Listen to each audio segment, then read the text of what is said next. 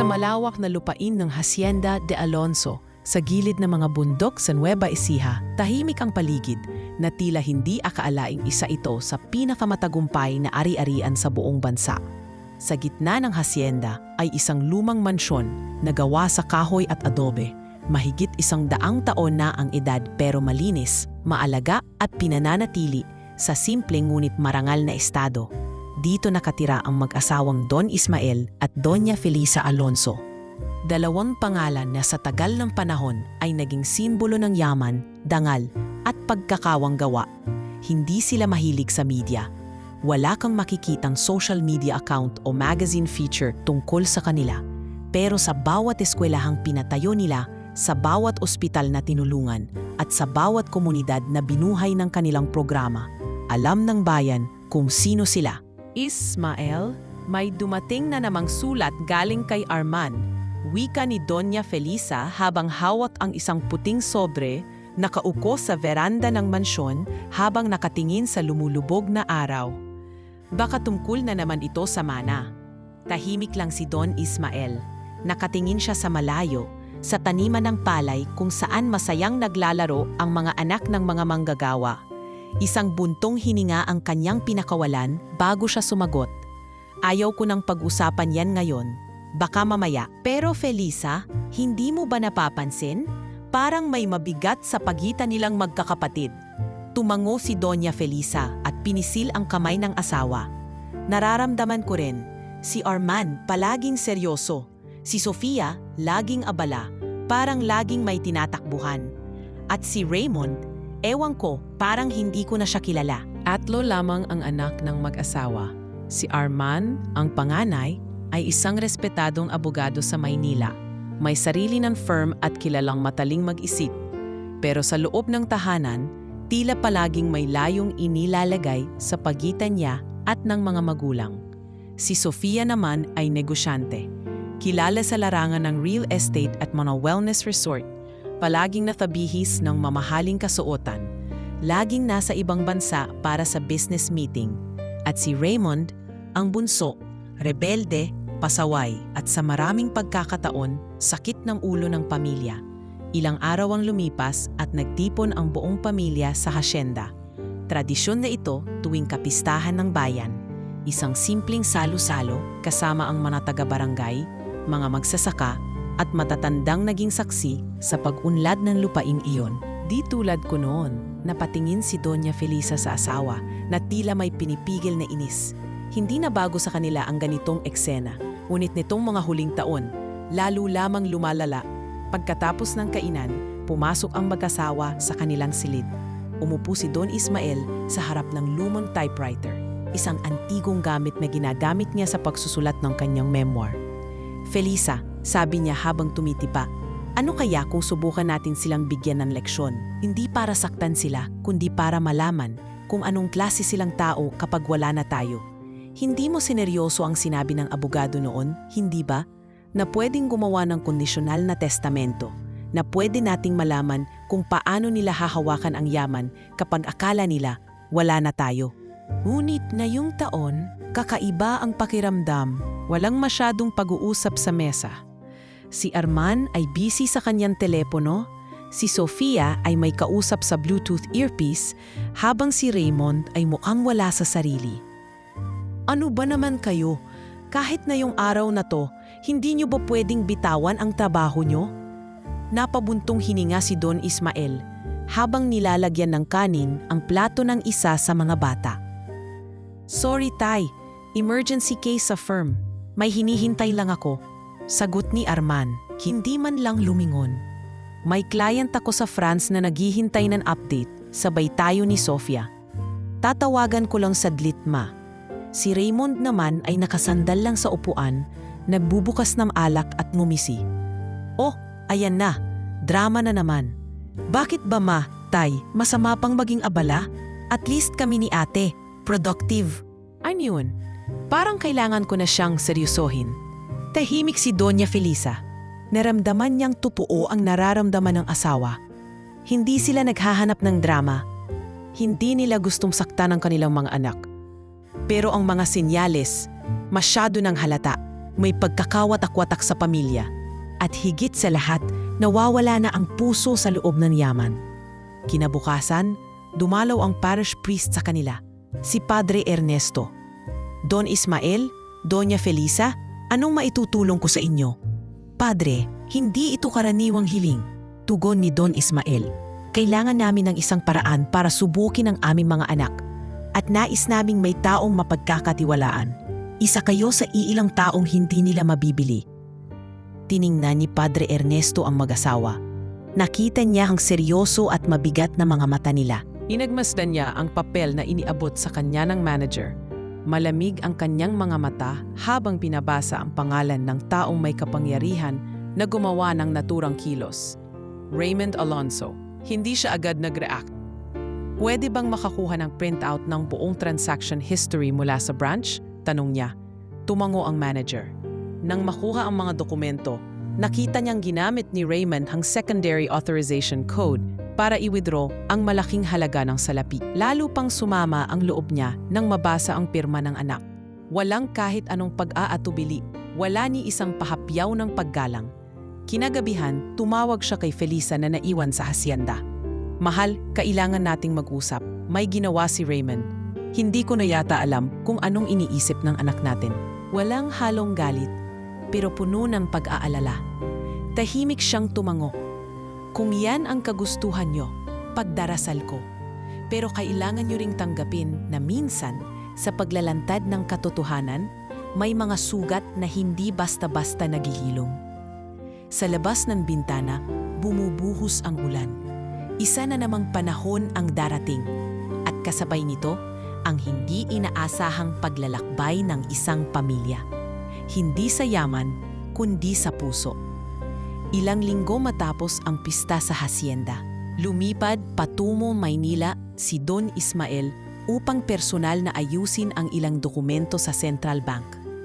Doon niya nalaman mula sa kanilang senior account manager na may kakaibang transaksyong nangyari 1 buwan na ang nakakalipas. May hindi autorisadong paggalaw ng bahagi ng kanilang investment holdings. Sa kabilang linya, napabuntong hininga si Doña Felisa. Hindi lang si Raymond ang may problema, Ismael. Kanina, habang inaayos ko ang mga papeles ng foundation, napansin kong may mga dokumentong inilipat si Sofia. Confidential ang mga iyon, pero mukhang may ibang taong may access sa office ko. Nawawala rin ang ilang files sa computer.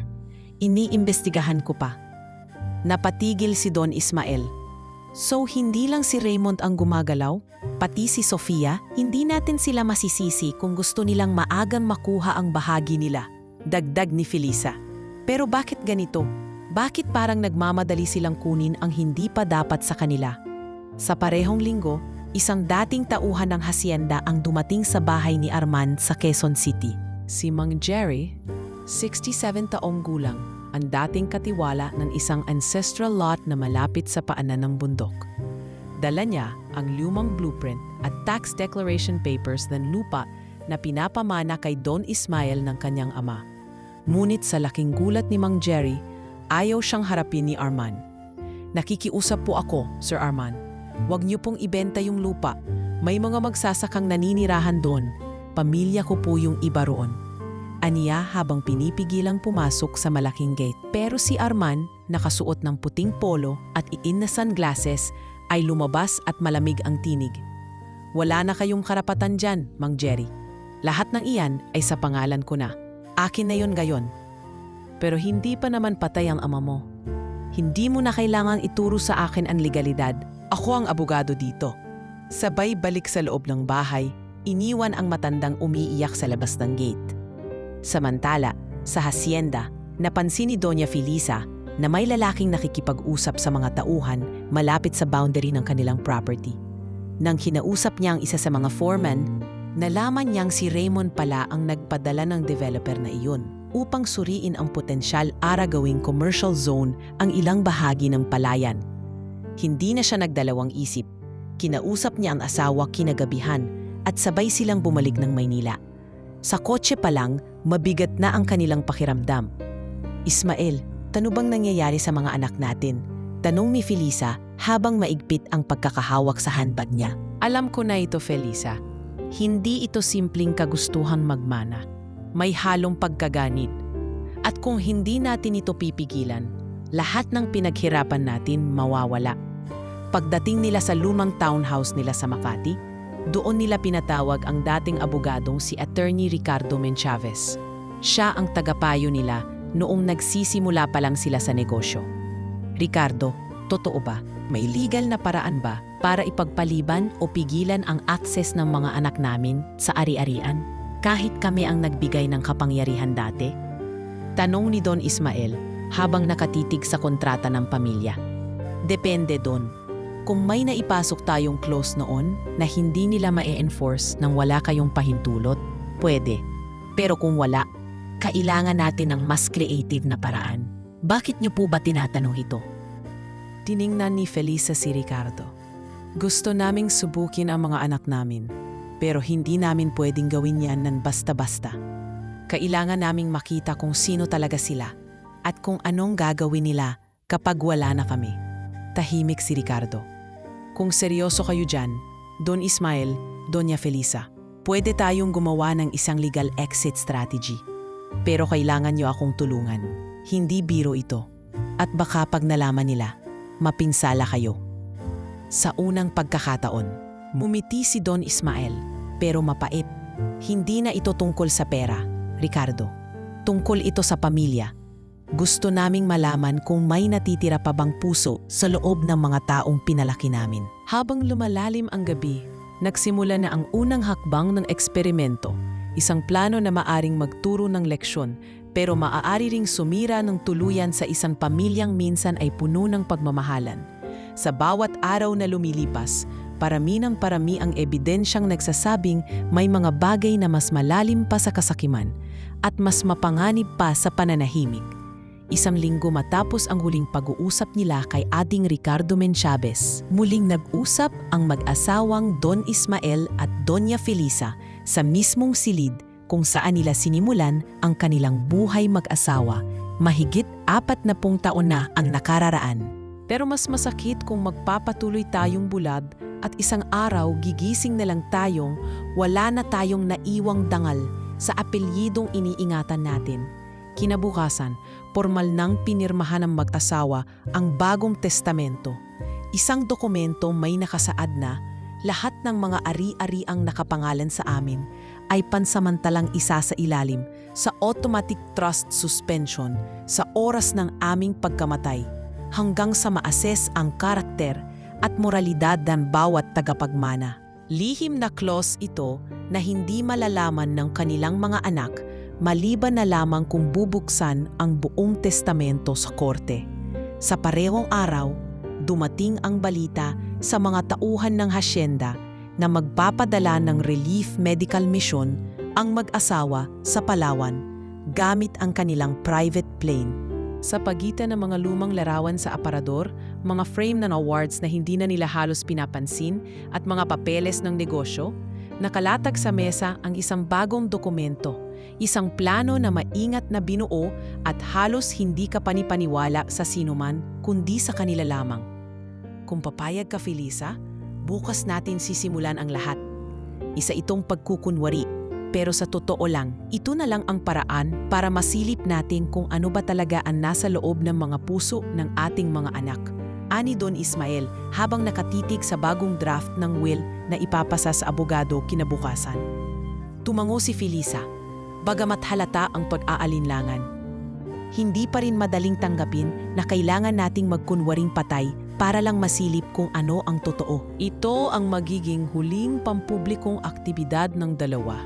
Dahil sa ilalim ng planong itinakda ni Attorney Ricardo, ang biyahe nilang iyon ang magiging official last appearance ni na Don Ismael at Doña Felisa sa mata ng buong mundo. Isang linggong paghahanda ang ginawa para sa biyahe. Inanyayahan ng mag-asawa ang ilang piling doktor, volunteer staff at mga misyonaryong matagal na nilang katuwang sa outreach programs. Ngunit lingid sa kaalaman ng lahat, ang mismong piloto ng eroplano ay isa ring kasabwat, isang retiradong Air Force officer na kaibigan ni Don Ismael mula pa noong kabataan nila. dumating ang araw ng pag-alis. Sa mga larawan at video, makikitang masaya at puno ng sigla ang mag-asawa habang sumasakay ng eroplano sa hangar ng isang pribadong airport sa Pampanga. Para sa kabutihan ng mas marami, sabi ni Don Ismael sa isang huling panayam sa lokal na news outlet, sabay ngiti kay Felisa. Ngunit ilang oras matapos mag-take off, bigla na lamang lumabas sa mga balita na nawawala ang sinasakyang eroplano ng mag-asawang Alonso sa Himpapawid.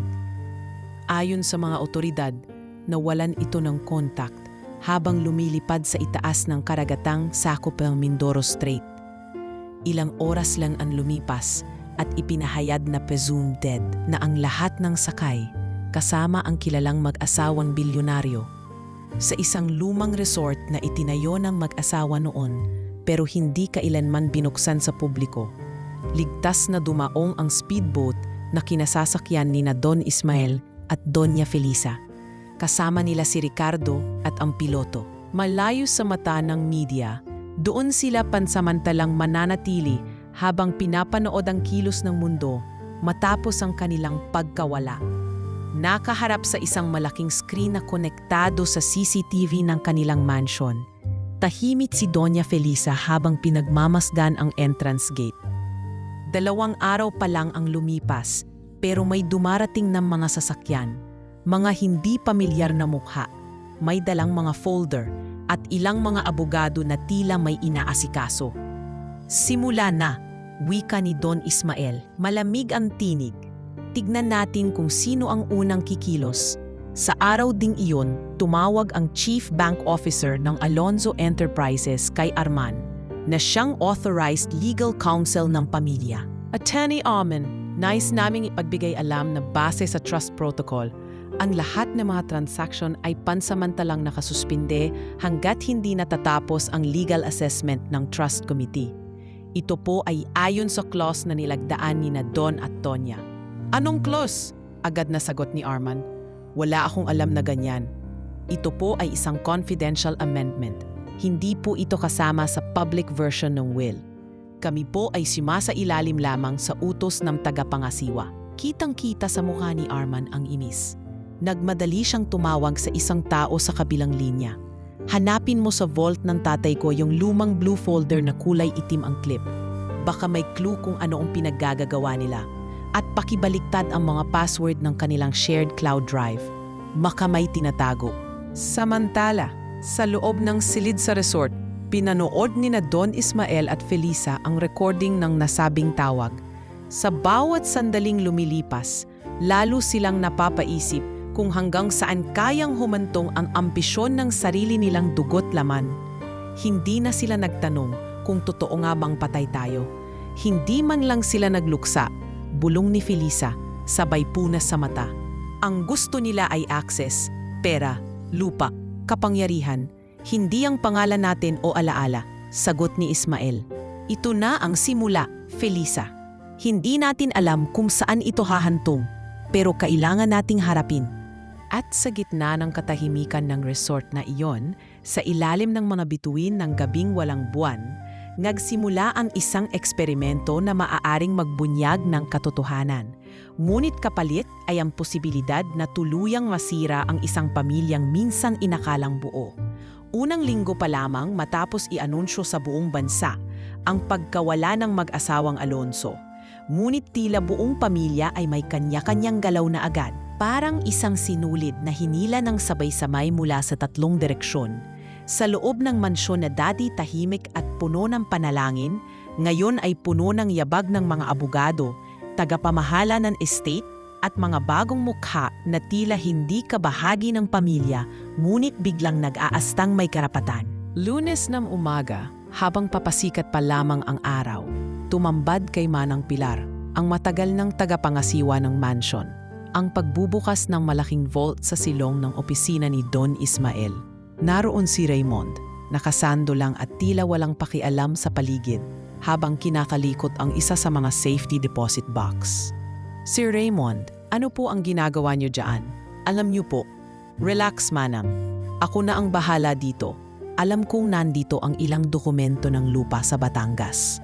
Pinapakuha na rin niya ng mga broker. Bakit? Gusto mo ba ring makakuha ng porsyento? Sir, hindi pa ho kayo ang tagapagmana. Ano pa ba ang silbi ko bilang anak kung hindi ako marunong magdesisyon? Tapos na ang panahon ng sermon, manang. Panahon na para gamitin ko ang karapatan ko. Malamig niyang tubon habang hindi man lang tumitingin sa kausap. Sa kabilang dako naman ng mansion, si Sofia ay abala sa conference call na tumagal ng halos 3 oras.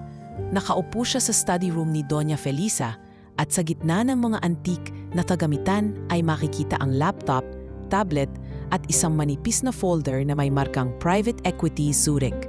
Sa kabilang linya ay isang banyadang consultant. I've already prepared the special power of attorney. Once it's notarized, I want all shares transferred immediately to the holding company. No need to wait for probate. This is a strategic move, bulong niya habang pinipigilan mapansin ng ibang nasa bahay. Pagkatapos ng tawag, binuksan niya ang kanyang drawer at inilabas ang isang dokumentong may pirma ni Doña Felisa. Isang lumang SPA na inilabas 3 taon na ang nakararaan para lamang sa isang specific na project. Ngunit ngayon, ginamit niya ito para mapirmahan ang transfer of shares ng ilan sa kanilang principal investments. Tinawagan niya agad ang broker. Pakipabilisin na lang. Gusto ko, bukas nakapost na yan for sale. Hindi na kailangang hintayin ang legalidad. Ako na ang bahala kung may magreklamo. Samantala, sa isang high-rise office sa Makati, si Arman ay tahimik na nakaupo sa isang private boardroom. Kaharap ang isang real estate developer na kilala sa pagiging agresibo sa pagbili ng ancestral lands. Nasa mesa ang folder ng beach property sa Palawan, isang lupaing palaging pinangarap ng mag-asawa na gawing ecological sanctuary. Attorney Arman, ito na po ang draft contract. Sa oras na mapirmahan niyo ito, may 30% advance payment na agad. Sigurado kayong hindi ito lalabas sa media? Tanong niya habang binabasa ang clause tungkol sa confidentiality. Sigurado. At kapag pumirma kayo ngayon, may immediate transfer na rin. Baka makalimutan pa yan ng mga kapatid niyo kapag nagsimula ang probate. Tahimik si Arman, pero nakita sa kanyang mata ang pag-aalangan. Hindi dahil sa konsensya, kundi dahil ayaw niyang mauunahan ng 2 niyang kapatid sa pagkilos. Sa huli, pumirma rin siya. Ang palusot niya, strategic move lamang ito para sa ikabubuti ng buong pamilya. Habang isinasagawa ng magkakapatid ang kani-kanilang mga lihim na plano, si Don Ismael at Doña Felisa ay nanonood sa pamamagitan ng discreet live feeds na inilagay ni Ricardo sa mansion at opisina. Sa isang malaking screen sa resort, kitang-kita nila ang mga galaw ng kanilang mga anak. Walang pag-aalinlangan, walang tanong, walang luha. Lahat ay nakatuon sa pag-aari, kayamanan at sariling kapangyarihan. Naupo si Felisa sa isang sulok ng silid, halos hindi makapagsalita. Ni hindi nila tinanong kung may memorial service, ni wala man lang na nagsabing magbigay tayo ng tribute sa hacienda. Sumagot si Ismael habang nakasandal sa upuan, nakatitig sa monitor. Mas interesado silang simutin ang lahat bago pa pumasok ang public trustee. Hindi ba tayo nagkulang, Ismael? Hindi ba tayo naging mabuting magulang? Tanong ni Felisa, bakasang lungkot sa boses. Ginawa natin ang lahat, Felisa. Pero darating talaga ang panahong susubok sa pundasyon ng bawat pamilya. At ngayon, ito na yon, sagot niya. Pinipigilan ang pagbagsak ng kanyang luha. Isang gabi, habang nanonood pa rin ng CCTV, nakita nila ang matandang kasambahay na si Aling Nena na pinagsilbihan sila ng mahigit 30 taon na palihim na lumalabas na backdoor, may dalang malaking bag. Kinaumagahan, nakatanggap sila ng ulat mula kay Ricardo na pinalayas ito ni Sofia dahil umano sa paninilip sa mga confidential papers. Napatayo si Felisa. Pinalayas nila si Aling Nena, siya lang ang natitirang parang ina sa atin doon. Tapos ganito? Wala na silang respeto kahit sa mga taong nagpalaki sa kanila. Hindi lang tayo ang tinatraidor nila, pati alaala ng mga taong naging bahagi ng ating buhay, mariing tugon ni Ismael. At sa bawat araw na lumilipas, lalong nalalantad ang masaklap na katotohanan. Hindi simpleng pagkakagahaman sa yaman ang kanilang nasasaksihan, kundi isang unti-unting pagkabulok ng mismong kaluluwa ng pamilya nilang inakalang buo. Sa loob lamang ng 7 araw, nahubad ang balat ng pagpapanggap ng mga anak nila at sa ilalim nito ay ang matinding uhaw sa kapangyarihan at sariling kapakinabangan. At habang mas lumalalim ang eksperimentong kanilang sinimulan, mas nagiging malinaw sa mag-asawa. Baka hindi lang ito leksyon, baka ito ay isang huling pagsuko. Pangatlong linggo mula nang i-anunsyo ang pagkawala ni na Don Ismael at Doña Felisa, tuluyan nang nag-iba ang mukha ng hasyenda. Ang dating mapayapang lupaing hitik sa taniman, puno ng ingay ng mga batang manggagawa at halakhakan ng mga matandang umaasa sa buwanang bigas at libreng konsultasyon mula sa health clinic, ay naging matahimik, ngunit hindi sa magandang paraan. Tahimik dahil wala ng pag-asa. Tahimik dahil ang mga bagong desisyong ipinapatupad ay hindi na galing sa puso, kundi sa gutom ng negosyo. Sa lumang silid ng accounting, nagsiksikan ang ilang bagong tauhang ipinadala ni Sofia. Mga auditor, mga consultant, at mga tao mula sa isang kilalang investment firm. May nakapaskil na whiteboard sa pader kung saan nakalista ang mga redundant assets na kailangang ibenta. Ang community learning center, ang water reservoir para sa mga pananim, at maging ang chapel sa tabi ng mansyon. Hindi na sustainable ang operations na to. Everything that's not generating income must go. Mariing sambit ng isang banyagang consultant habang ipinapakita ang kanyang PowerPoint presentation. Sa loob ng malaking conference room, naroon si Sofia, nakaupo sa gitna, naka-business suit, nakaipit ang buhok at may hawak na tablet. Tahimik lamang siya habang pinapanood ang presentasyon. Hindi niya na kailangang magsalita. Sa tabi niya ay ang dating COO ng isa sa mga kumpanya ng kanyang ina, na ngayon ay wala ng saysay ang posisyon. Napalitan na ang mga taong may malasakit ng mga taong may lamang graph sa isip. Samantala sa kabilang dako ng mundo, sa isang lumang resort sa Mindoro, na sila mismo ang nagtayo at hindi kailanmang ipinakomersyalize, magkatabi pa ring pinapanood ni na Don Ismael at Doña Felisa ang mga pangyayari. Kasama nila si Ricardo at ang ilang matagal lang kasamahan na piniling manahimik at manilbihan sa kanila habang pinagdaraanan ang eksperimentong ito. Pati ang chapel, ibibenta nila? Bulalas ni Felisa habang nanlalamig ang kamay. Ismael, iyon ang huling gusaling pinatayo natin noong 50th anniversary ng kasal natin. Hindi sumagot si Ismael. Nakapako ang kanyang paningin sa screen. Tahimik ang kanyang bibig, pero ang pagkislot ng kanyang panga at ang pagpisil sa hawak ng mug ng kape ang nagsasaad ng lalim ng kanyang galit. Atin yun. Hindi nila pinaghirapan yon. Bakit parang sila ang may-ari ng lahat? Sa isa pang screen, live feed mula sa rooftop ng mansion. Nakita nilang isang grupo ng dayuhang mamumuhunan ang nagtour sa lugar. Pinapakita ni Arman ang paligid, ang hardin, ang pool, ang overlooking view mula sa hilltop. Habang maayos na sinasagot ang mga tanong ng grupo, sa dulo ng video, may lumapit na matandang babae, si Aling Minda, ang dating plantadora na kilalang malapit kay Doña Felisa. Sir Arman, sambit nito habang pinipigilan ang sariling emosyon. Pwede ho ba akong makausap sandali? Wala na po kaming natatanggap na allowance mula nang umalis sina Don at Doña. Nagsara na rin po ang butika. Inirapan siya ni Arman at mariing tinugon. Pakisabi po kay Manang Pilar na wala na kayong obligasyon sa kumpanya. Business restructure ito. Hindi kami charity. Pero sir, pakilabas po si Aling Minda. Utos niya sa isang staff. Hindi ito tamang oras. May investor meeting kami. Sa mga salitang iyon, napasandal si Felisa sa upuan. Halos mawalan ng lakas. Ismael, siya ang taong nagligtas sa buhay ko noong ako'y buntis pa kay Sofia. Siya ang nagbantay sa akin noon, araw at gabi, na yon ipinaalis lang na parang aso. Hindi na nakapagsalita si Don Ismael. Sa unang pagkakataon, tinakpan niya ng kamay ang kanyang mukha. Sa likod ng kanyang dignidad bilang ama at haligi ng isang imperyo, naramdaman niya ang bigat ng kabiguan.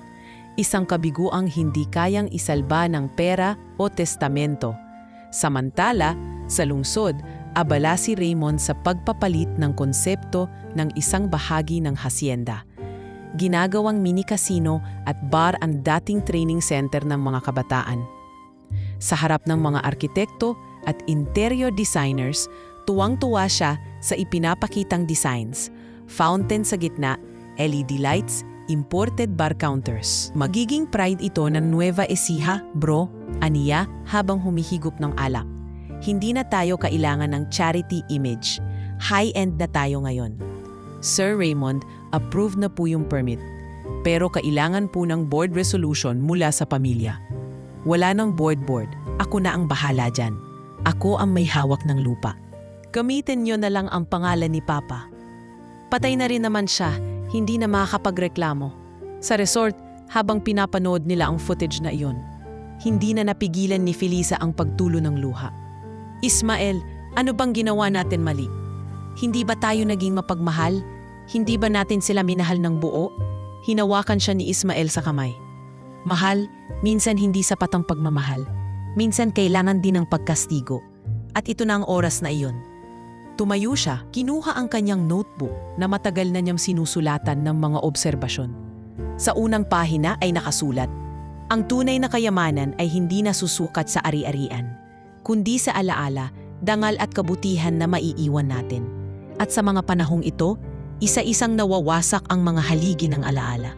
Isang pamilya na dati matatag sa harap ng bagyo, na yun ay pinupunit ng sariling kasakiman at pinapalitan ng malalamig na transaksyon ang mga halakhak sa hapag. Ngunit sa kabila ng sakit, nananatili ang pananampalataya ng dalawang matanda na sa dulo may isang binhi pa ring mananatili. Isang liwanag na hindi kailanman kayang patayin ng anino ng kayamanan. 2 buwan mula nang ipalaganap sa media ang balitang nawawala na at pumanaw ang mag-asawang Alonso. Tumahimik na rin ang sigawan ng publiko. Ang mga headline ng mga pahayagan ay unti-unting pinalitan ng ibang issue at ang pangalan ni na Don Ismael at Doña Felisa na minsang bumalot sa balikat ng karangalan ay unti-unting nawalan ng puwang sa memorya ng lipunan. Ngunit sa isang tagong bahagi ng Nueva Ecija, sa mismong pusod ng hasyenda na minsang umalalay sa libu-libong pamilya, 2 matatandang magbubukid ang biglang lumitaw. Walang nakakakilala sa kanila. Wala ni isa sa mga bagong tauhan ang nakapansin na ang 2 ito ay walang iba kundi ang mismong may-ari ng lugar. Kuya, sanay po kami sa lupa. Nagbakasakaling may mahanap na kahit trabahong pantanim lang, kahit tagabuhos ng tubig, pakilala ni Don Ismael. Suot ang sombrero, salamin na may gradong walang lente at mahabang damit na tila inupod ng panahon. Marunong po akong magtanim ng lettuce at manggamot ng mga pananim na may sakit.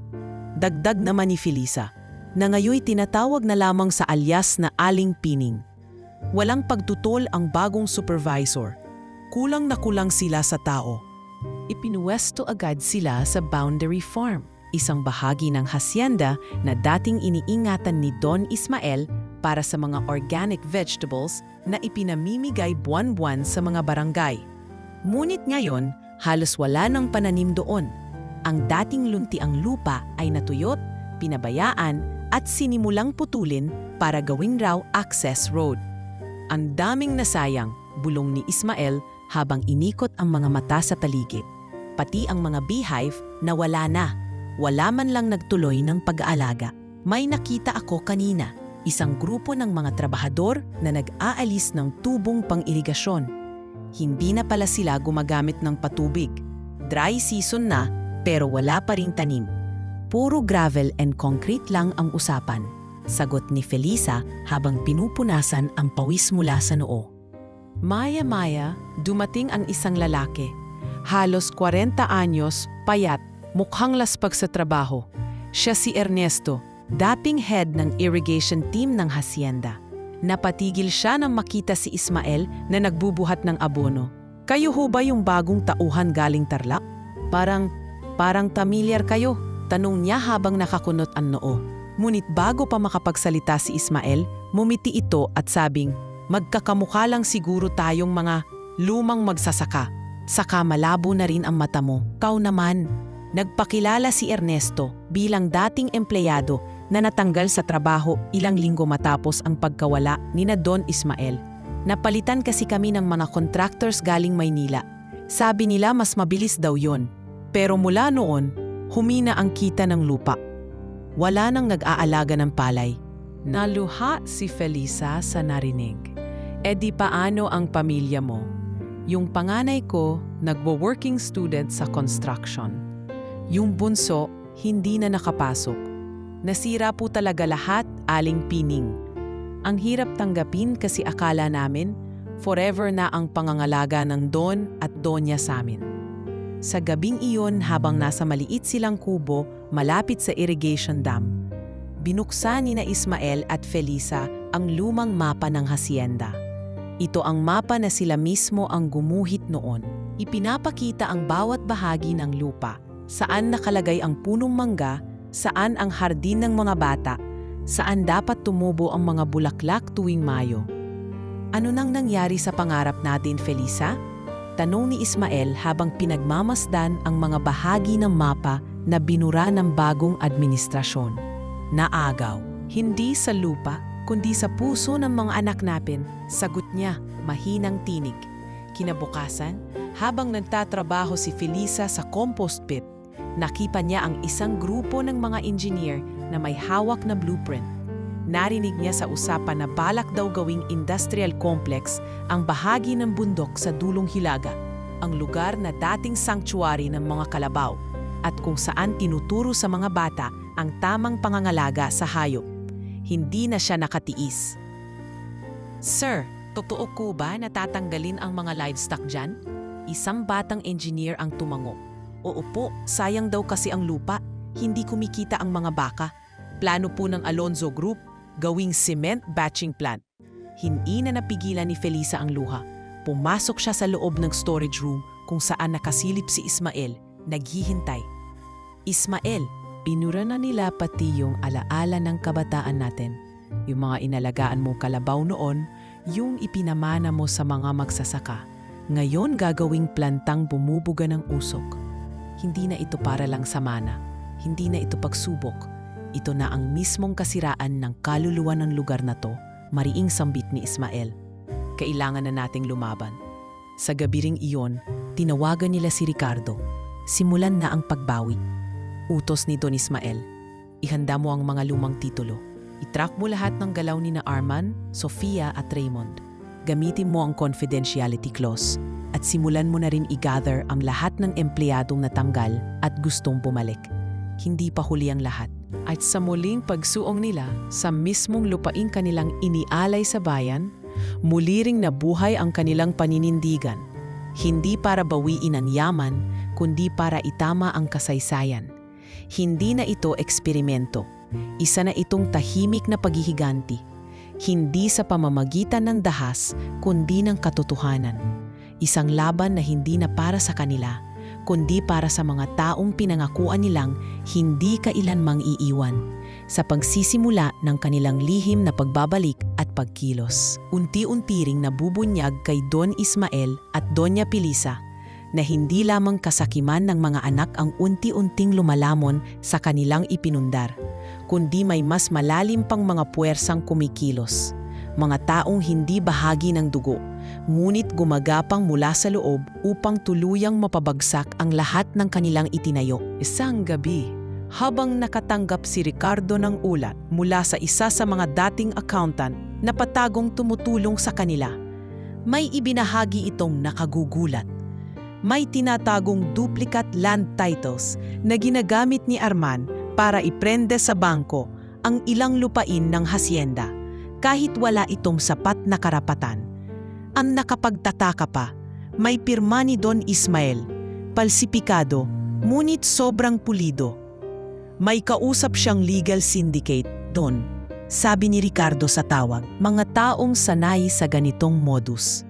Matagal na raw silang konektado ni Arman, lalo na mula nang bumagsak yung isa niyang negosyo 2 taon na ang nakalipas. Akala ko ba abogado siya ng katarungan? Mapait na wika ni Felisa habang nakatayo sa lilim ng isang manggang matagal nilang inalagaan. Ipinaglalaban niya raw noon ang mga inabuso ng batas. Yun pala, siya ang pinakamalaking mandaraya. Ngunit hindi lang si Arman ang may tinatago. Kinabukasan, sa pagtatapos ng shift ni Felisa bilang tagalinis sa bahagi ng planta, narinig niyang nag-uusap ang 2 bagong empleyado, mga dayuhang nagsasalita ng konting Tagalog. Tila hindi nila siya napansin habang dumadaan. Boss Sofia said the documents are already in place. Once we secure the international approval, she'll move all the shares under the Singapore holding name. How about the backdoor listing? It's being arranged. Her partner is part of the fraud circle in Jakarta. This is going to be huge. Natigilan si Felisa. Pinilit niyang ngumiti at dumaan na parang wala siyang narinig. Ngunit sa loob niya, unti-unti nang lumilinaw ang larawan. Si Sofia, na akala nila'y disente at sistematikong babae, ay may kinasasangkutang pandaigdigang panlilinlang at ginagamit niya ang kayamanan ng pamilya bilang puhunan sa mapanganib na operasyon sa labas ng bansa. Pagsapit ng gabi, habang nakaupo sa gilid ng batis sa likod ng resort, binahagi ni Felisa ang narinig kay Ismael. Hindi lang pala negosyo ang pinasok ni Sofia. Kasama siya sa sindikatong internasyonal. Gumagamit sila ng mga shell companies, offshore accounts. Ginagamit ang pangalan ng Alonso para makalusot sa mga audit. Kung ganon, hindi lang tayo ang niloloko niya, pati ang mga banyagang kausap natin noon, pinapahiya niya, sagot ni Ismael. Alam mo na ba kung sino ang partner niya? Tumango si Felisa. May tawag siyang binanggit noon sa isang lalaking French investor. Nang silipin ko sa mga papeles sa storage room kanina, may resibo ng flight papuntang Jakarta. At may picture pa silang magkasama sa yacht. Si Ricardo naman, sa mga panahong iyon ay sinimula na ring usisain ang galaw ng mga account ng pamilya. Sa pagbubuklat niya ng mga lumang records, isang pattern ang lumabas. Tuwing may malaking bayad galing sa isang kontrata, may nawawalang porsyento na hindi dumadaan sa opisyal na ledger. Sa muling pagtutok sa mga data, nadiskubre niyang ito ay idinidiretso sa isang account na may pangalang Fort Raymond Dev Corp. Hindi mapatali si Ricardo. Agad siyang tumawag kay Don Ismael. Don, may itinatag na sariling korporasyon si Raymond. Gamit ang pangalan mo at ni Doña Felisa. Pero ang layunin ay hindi charitable. Isa itong entertainment company na may lisensya para sa gaming, bar operations at escort services. Halos mawala ng hininga si Ismael. Escort services? Saan nakarehistro? Sa Pasay. At may aplikasyon pa sa Clark at Subic. Napayuko si Ismael. Tila pinagtaksilan ng sariling pangalan. Pinabayaan ko siyang magdesisyon sa buhay niya noon. Akala ko, pace lang ng kabataan. Pero kung ganito na ang inabot. Tay, sabay hawak ni Felisa sa kanyang kamay. Hindi na lang ito tungkol sa mga anak natin. Ito na ang mismong paglapastanan sa pangalan natin. Kailangan na talaga nating gumawa ng hakbang. Gabi ring iyon, muling tumawag si Ricardo. May isang mabigat na ulat. Don, may isa pa kayong kailangang malaman. Ang asawa ni Arman, si Clarice, ay may inilalakad na special petition upang tanggalin ang restriksyon ng testamento niyo. Plano nilang gawing legal ang assumption ng buong estate sa pangalan ng mag-asawa. At ang balita, may judge na silang bayag. Hindi agad natasagot si Ismael. Sa loob ng katahimikan ng resort, ang tanging maririnig ay hampas ng alon sa dalampasigan. Matagal bago siya tumingala, pinakasalan niya si Clarice kahit alam naming ibang hangarin ng babaeng yon. Hindi ko na siya pinigilan noon dahil gusto kong matuto siyang tumindig sa sarili. Pero ngayon, pati batas ay ginagawang laruan. Sa ilalim ng buwan, habang ang gabi tahimik at malamig, isa-isang kinompleto ni Ricardo ang dosye ng lahat ng ebidensyang kailangan upang muling makuha ang kontrol sa estate. Falsified documents, offshore transfers, illegal land conversions, at mga audio recordings ng pang-aabuso. Ito na ang simula ng kontraopensiba. At habang pinapanood ni na Ismael at Felisa ang video footage ng mansyon na ngayoy puno na ng mga estranghero, alam nilang hindi na sapat ang manahimik. Ang tahanan na kanilang itinayo, ang pangalan na kanilang pinangalagaan, at ang pamana ng mga ninuno ay isa-isa nang nilalamon ng kasinungalingan, kasakiman at mga kamay na hindi kailanman naging tapat. Hindi na ito simpleng pagsubok sa karakter ng mga anak. Isa na itong digmaang kailangan nilang harapin. Tahimik man ang kanilang kilos, sisiguraduhin nilang sa dulo ng laban, ang katotohanan pa rin ang magwawagi. Dahil ang bahay na itinayo sa dangal ay hindi basta-basta kayang buwagin ng mga haliging itinayo sa kasinungalingan. Isa sa mga hindi lubos maisip ni na Don Ismael at Doña Felisa ay kung paano ang anak nilang si Raymond na simulat sa pool ay kilala sa pagiging suwail, ang tanging hindi pa nila tuluyang naaarok ang motibo. Bagamat malinaw ang mga kasalanan ni na Arman at Sofia, si Raymond ay tila alon na minsang mabagal, minsang marahas, ngunit palaging hindi tiyak ang direksyon. Isang hapon, matapos ang halos isang buwang pananatili sa boundary farm ng hacienda, napansin ni Felisa na madalas nawawala si Raymond tuwing dapitapon. Madalas huwag makikitang umaalis sakay ng pickup, walang sinasabi sa kanino man, at bumabalik kinabukasan na tila hindi natulog. Minsan, may kausap sa telepono sa isang sulok habang binabaan ng tinig. Hindi iyon ang asal ng isang taong abala lang sa pagsamantala. "Mahal," sabi ni Felisa habang naghuhugas ng kamay, matapos ang trabaho sa compost shed. Parang may hindi ako maipaliwanag tungkol kay Raymond. Hindi siya tulad ni na Arman at Sofia. May itinatago siya, pero hindi ako sigurado kung masama. Napaisip si Ismael. Baka naman may ibang dahilan ang mga kilos niya. Nang sumunod na araw, sinundan ni Felisa si Raymond mula sa malayo.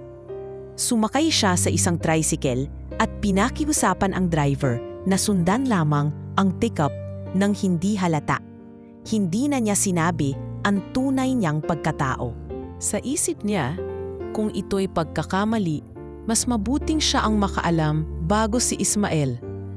Makailang liko sa mga baryo, bumagtas ang sasakyan ni Raymond sa isang makitid na daan patungong Bukirin, hanggang sa huminto ito sa isang lumang bahay kubo, nakatayo sa gitna ng talahiban, at mistulang hindi inaabutan ng panahon. Bumaba si Raymond at agad binuksan ang pinto.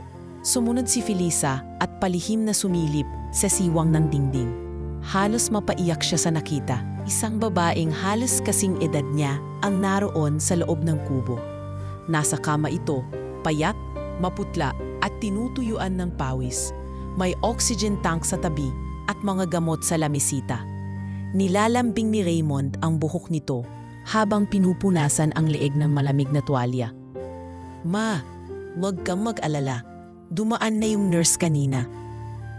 "Ayos daw ang blood pressure mo," bulong ni Raymond, marahang hawak ang kamay ng babae. Muntik mabitawan ni Felisa ang dalang bag. Ina niya? Nang gabiring iyon, ibinahagi ni Felisa kay Don Ismael ang kanyang nakita. "Ismael, si Raymond may ina sa labas at inaalagaan niya ito ng palihim." Halos hindi makapaniwala si Don Ismael. "Ibig mong sabihin, hindi ikaw ang tunay na ina niya?" Umiling si Felisa. "Hindi ko sigurado. Hindi pa niya alam na alam ko. Pero may sakit ang babae. At alam kong hindi niya yon ginagawa para lang sa hitsura. May pagmamahal sa mga kilos niya. Siya lang sa tatlo ang may ginagastusan, hindi para sa sarili."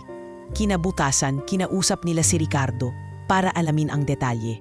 Matapos ang ilang araw ng investigasyon, bumalik ito na may kasamang makasaysayang papel.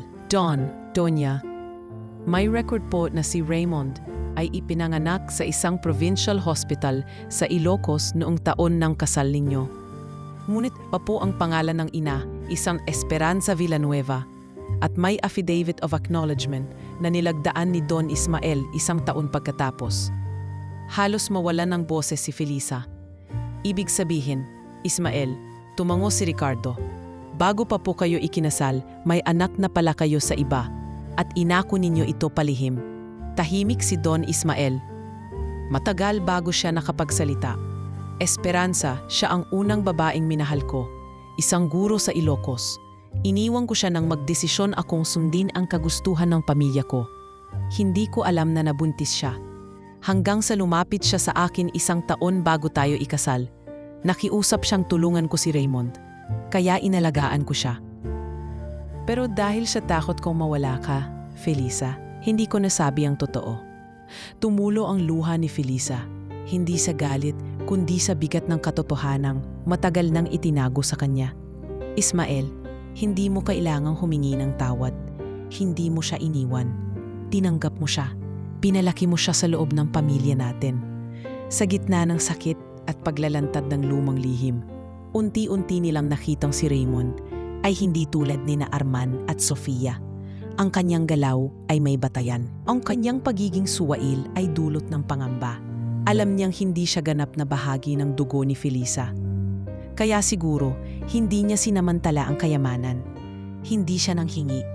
At higit sa lahat, may mas pinili siyang responsibilidad. Ang alagaan ang isang ina na hindi kayang lumaban para sa sarili. Sa mga sumunod na araw, muling sinundan ni Ismael si Raymond. Sa tagong daan patungong kubo, nakatayo siya sa lilim ng punong mangga habang pinagmamasdan ang anak na inaakala ng lahat ay walang direksyon sa buhay. Ngunit ngayon, sa harap ng sakit at kawalang katiyakan, naroon siya, nagpupunas ng pawis, naghahanda ng gamot at nagkukuwento tungkol sa mga panaginip niyang makapagpatayo ng maliit na bakery para sa mga bata sa barangay. Kinagabihan, habang magkaharap silang mag-asawa sa lilim ng gasera, ibinulong ni Felisa, "Maaaring siya ang hindi ko isinilang, pero sa puso ko, siya lang ang hindi tayo itinakwil." At sa gabing iyon, sa unang pagkakataon mula nang simulan nila ang masalimuot na eksperimento, may namuong liwanag sa dilim. Isang pag-asang sa gitna ng pagkabulok ng sistema at pamilya, ay may isang anak pa ring marunong umako ng pananagutan. Hindi para sa kayamanan, kundi para sa isang simpleng obligasyon ng pagmamahal. Sa mga araw na lumilipas, habang lalong lumalalim ang galit at lungkot sa kanilang puso sa bawat bagong lihim na nadiiskubre, isang hindi inaasahang ulat mula kay Ricardo ang muling gumising sa natutulog na pag-asa ni na Don Ismael at Doña Felisa. "Don, may natuklasan po ako tungkol kay Sofia," bungad ni Ricardo habang bitbit ang isang envelope ng mga larawan at kopya ng mga dokumento. "May anak po siya, 13 taong gulang, babae." Nakapangalan sa kanya pero hindi kilala ng publiko. Nanlaki ang mga mata ni Felisa.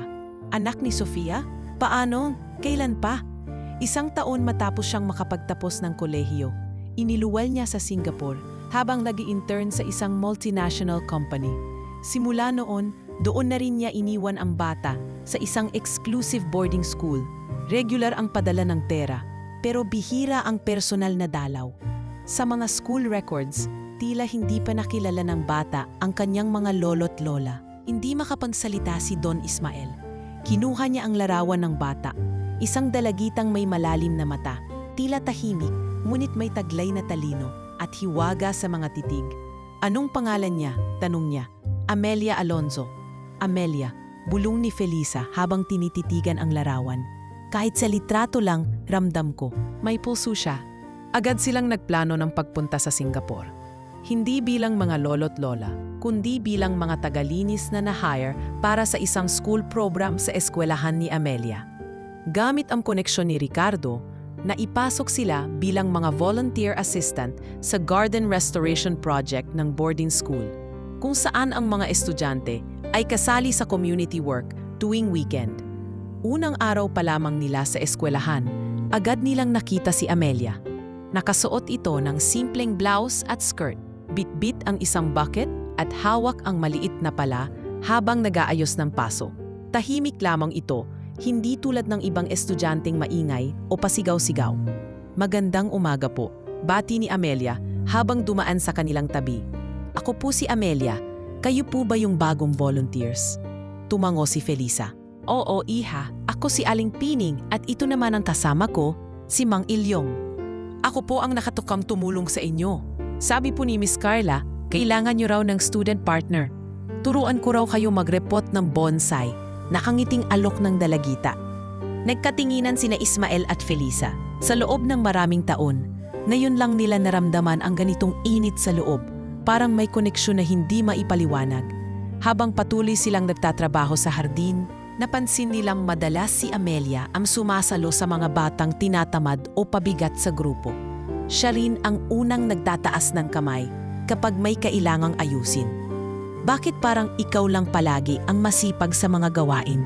Biro ni Felisa, habang pinupunasan ang pawis ni Amelia. Ngumiti ang bata. Wala naman po akong masyadong bisita, kaya okay lang pong dito ako palagi. Mas gusto ko rin po sa halaman kaysa sa dorm. Tahimik po kasi dito. Hindi ka ba dinadalaw ng mga magulang mo? Tanong ni Ismael. Bahagyang pinigil ang nanginginig na tinig. Umiling si Amelia. Si mama po paminsan-minsan, pero hindi po siya madalas. Wala naman po akong lolo't lola. Sabi niya, matagal na raw silang wala. Kaya ako na lang po mag-isa. Napapikit si Felisa habang pilit pinipigilan ang pagtulo ng luha. Naramdaman niya ang paghugot ng loob ng bata. Isang kalungkutang tahimik ngunit malalim. Wala itong hinihinging awa.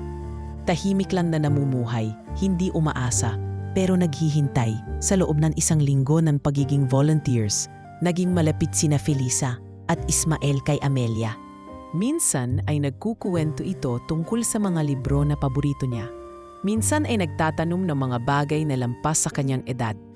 Tingin niyo po ba, masama po bang magalit sa isang magulang na hindi mo kilala? Minsang tanong ni Amelia habang pinapainom ng tubig ang halaman sa likod ng eskwelahan. Nagulat si Felisa sa tanong. Bakit mo natanong yan, iha? Ewan ko po, kasi minsan iniisip ko kung galit ako sa mama ko. Kasi hindi naman niya ako sinasaktan. Pero parang wala rin po siya. Hindi niya ako kinikilala. Parang accessory lang ako. Tahimik si Ismael. Hinawakan niya ang balikat ng bata. Minsan, hindi naman kailangan maging galit para maramdaman mong may mali. At minsan din, may mga taong hindi lang talaga marunong magmahal ng buo. Pero hindi kasalanan iyon ng mga batang naiwan. Hindi na nakaimik si Amelia. Tahimik lamang siyang yumuko at pinagpatuloy ang pagtatanim. Ngunit mula noon, lalong naging malapit siya sa dalawa. Halos araw-araw, hinahanap niya ang presensya ng 2 volunteer. Sa huling araw ng kanilang programang volunteer, habang nag-aayos ng mga paso sa gilid ng fountain, bigla niyang tinanong, "Pwede ko po ba kayong yakapin?"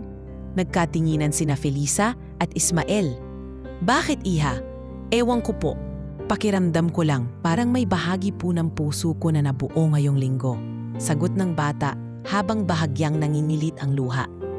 Walang salitang lumabas kay Felisa. Lumuhod siya sa harap ng bata, niyakap ito ng maigpit at isiniksik sa dibdib. Si Ismael ay napaupo sa bangko at pinunasan ng mata. Sa gabing iyon, habang nakaupo sila sa maliit na restaurant malapit sa eskwelahan, nagdesisyon na silang dalhin si Amelia sa gitna ng laban. Iyon ang simula ng tunay na pagbawi. Hindi para saktan ang mga anak, kundi para iligtas ang mga apo. Ang mga binhing tapat na kahit hindi sinuklian ng magulang ay may dalisay na puso. Sa batang si Amelia, nakita nila ang liwanag na maaaring magtuloy ng kanilang sinimulan. At sa pagkakataong iyon, hindi na sila natatakot sa kinabukasan. Dahil alam nilang may isang batang marunong magmahal kahit hindi tinuruan. Bumalik sa Pilipinas sina Don Ismael at Doña Felisa na may dalang panibagong pag-asa, isang liwanag sa gitna ng dilim na unti-unti nilang binubuno, nila pa nang simulan ang kanilang tahimik na eksperimento. Si Amelia, ang batang iniwan sa sulok ng mundo ni Sofia, ay hindi lang naging sagot sa matagal nilang panalangin, naging puso ng panibagong laban. Sa murang edad, nagpakita ito ng higit pang dignidad kaysa sa mismong mga anak nilang pinalaki at pinalad. Sa isang safe house sa Batangas, ipaniwanag nila kay Anilia ang buong katotohanan. Hindi bilang pag-utos, kundi bilang pag-amin. "Amelia, bungad ni Felisa habang hawak ang kamay ng dalagita. May kailangang malaman ka tungkol sa amin. Tahimik lamang ang bata. Nakaupo siya sa harap ng dalawa, nakayuko, tila nararamdaman na niya kung ano ang susunod na mangyayari. Hindi kami volunteer sa eskwelahan mo, patuloy ni Don Ismael. Kami ang tunay mong lolo't lola. Ako ang ama ng ina mo, si Sofia. Tumigil ang mundo ni Amelia sa ilang sandali. Hindi agad siya nakapagsalita. Parang dahan-dahang lumalabas mula sa usok ang isang larawang hindi niya kailanmang inakalang totoo. Lolo? Lola? Sambit niya halos pabulong. Tumango si Felisa habang pinipigil ang luha.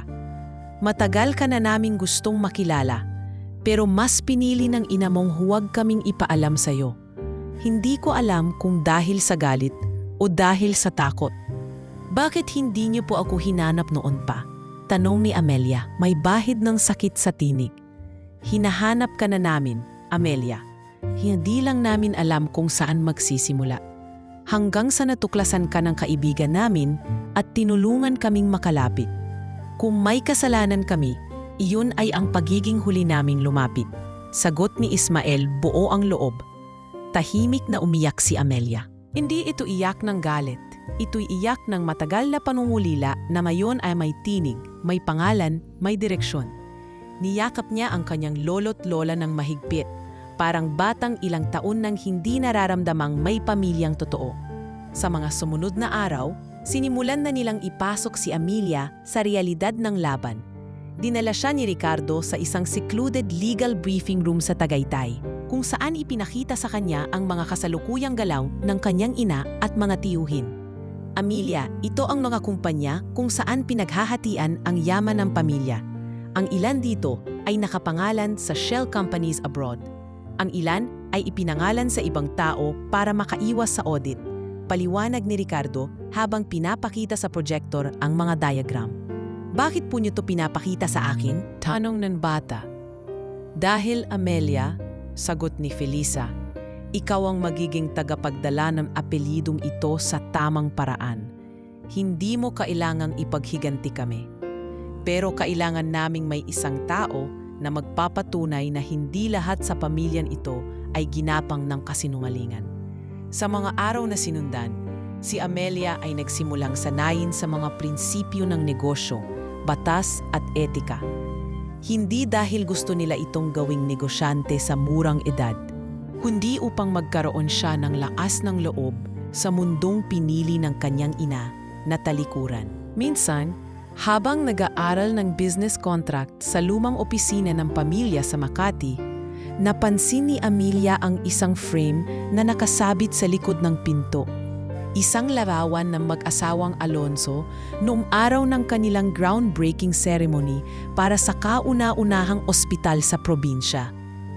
Bakit parang hindi ko sila naramdaman sa buhay ko? Ang laki ng ginawa nila para sa iba, pero hindi ko sila nakilala. Tanong niya kay Ricardo habang tinititigan ang larawan. Dahil minsan, Amelia, ang kabutihan ay hindi sumisigaw. Tahimik itong gumagalaw. At kahit itinatago ito ng kasinungalingan ng iba, hindi ito kailanman nawawala. Nang buo na ang loob ng bata, bumalik silang tatlo sa hasyenda. Hindi sa paraang lantaran, kundi sa isang uri ng pag-ikot. Amelia, suot ang simpleng damit at sombrerong pang-araw, ay pumasok bilang intern ng isang bagong educational partnership na pinapirmahan ni Sofia. Isang proyektong hindi niya inaasahang babalikan siya sa paraang ganito. Sa unang araw ni Amelia, sa mismong lugar kung saan nabuo ang pangalan ng kanyang pamilya, pinanood siya ni na Ismael at Felisa mula sa malayo. Tila bang isang binhing itinanim sa masaklap na lupa, ngunit pilit bumangon, lumago at nagsimulang mamulaklak. Habang iniikot ni Amelia ang paligid, nakita niya ang mga bagong gwardiya, mga opisyal na tila walang malasakit, at ang mga empleyadong dating naglilingkod sa kanyang mga lolo't lola na ngayoy pinatahimik ng takot. Sa dulo ng isang lumang pasilyo, may isang matandang babae ang lumapit sa kanya. Si Aling Minda, dating plantadora na tinanggal ni Arman ilang buwan pa lang ang nakalilipas. "Ikaw ba si Amelia?" tanong niya. Nagulat si Amelia. "Opo, bakit po? Ikaw ang batang madalas ikwento ng donya sa amin noon." Sabi niya, palang araw may babalik na Alonzo na hindi apektado ng kayabangan o pera. "Ikaw pala yon." Napaluha si Amelia.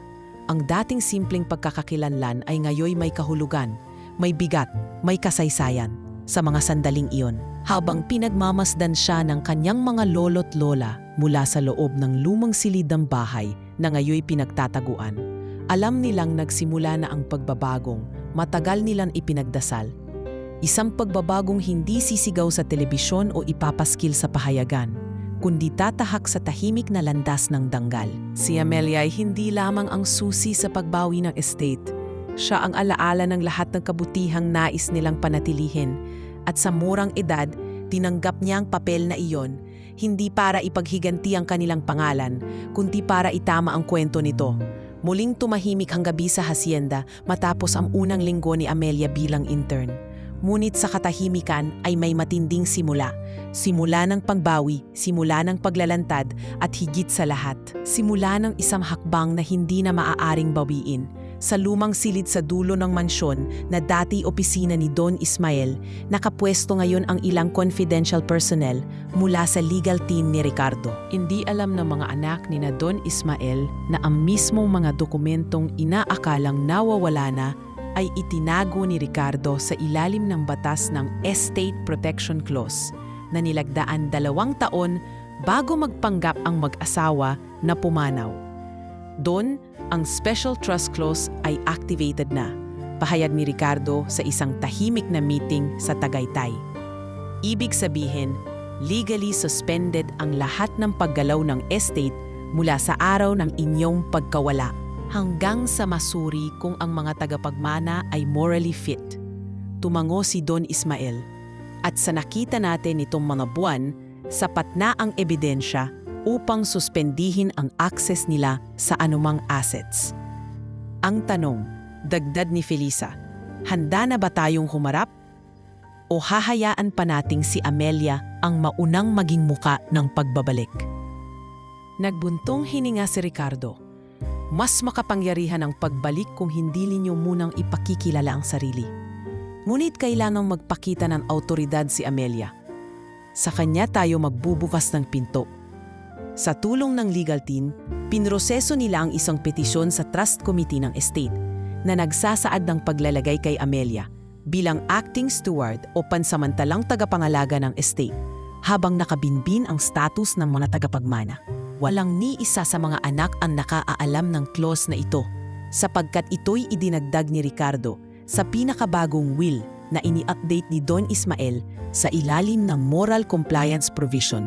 Kasabay nito, lihim na kinuntak ni Ricardo ang ilang dating empleyado at matagal ng kaalyado ng pamilya. Isa-isang lumapit sa kanila, mga dating katiwala, dating security heads, at maging ang mga retired na accountant. Sila ang unti-unting bumuo ng isa't panibagong inner circle, isang watchdog na tutulong sa bawat kilos ni Amelia. Isang gabi habang nasa labas si Amelia, nagpakita si Don Ismael sa kanya. Hindi sa harap ng publiko, kundi sa loob ng greenhouse kung saan sila madalas magkasama noong nasa Singapore pa. "Nakita mo na ang tunay na mukha ng lugar na ito, Amelia?" Tanong niya habang pinagmamasdan ang mga tuyong halaman sa paligid. "Opo, Lolo, at masakit pala makita ang isang tahanang winasak mula sa loob," sagot ng dalagita. "Hindi natin kailangang sirain ang mga taong sumira, pero kailangan nating itama ang direksyon, at ang direksyong yan sa iyo manggagaling." Nagsimula ng pumirma ng mga internal memos si Amelia bilang acting steward. Sa tulong ng abogadong si Ricardo, pinadala niya ang una niyang kautusan, isang full audit ng lahat ng branch companies ng Alonzo Holdings. Kasunod nito ay ang pansamantalang freeze ng mga proyekto sa ilalim ng Alonzo Development, kung saan si Sofia ang head. Sa isang private Zoom meeting na inisponsor ng mga board members ng holding company, unang humarap si Amelia sa mga tagapangasiwa. Good afternoon. I understand this is unusual. Panimula ni Amelia habang kalmado sa kabila ng dami ng mga matang nakatuon sa kanya.